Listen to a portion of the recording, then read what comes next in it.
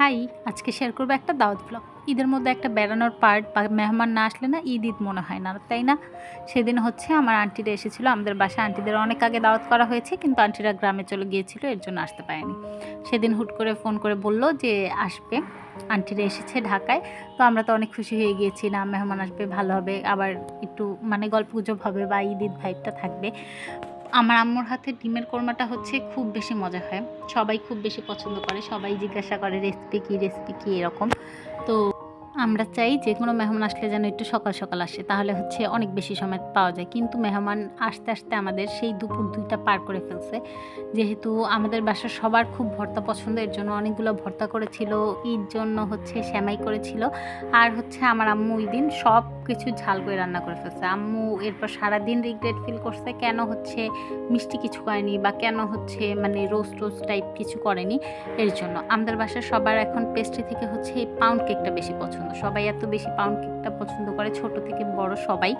তো এখন এর জন্য হচ্ছে পেস্ট্রির পাশাপাশি এই পাউন্ড কেকটাও বানায় আপু।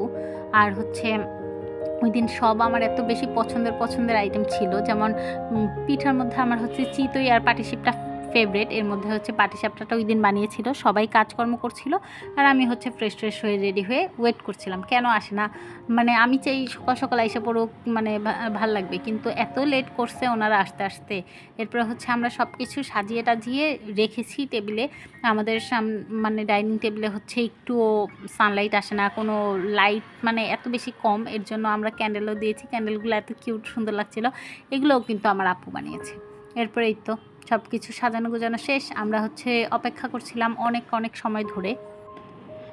যেহেতু ফ্রাইডে ছিল, এর জন্য হচ্ছে ওনারা নামাজের পরে এসেছে। আমরা না কেউ আসলে হচ্ছে এত বেশি শাই ফিল করি শুরুতে আমাদের ডেকে নিয়ে বারবার যায়, আমরা যাই গিয়ে কথা টথা শুনি, কিন্তু না বলতে পারি না শুরুতেই যে কীরকম লাগে, শাই ফিল হয়। এরপরে কিন্তু একটু পরে আবার আমরা যখন কথা বলা শুরু করি তখন আর থামি না, আর কি ফার্স্টে একটু লজ্জা লাগে।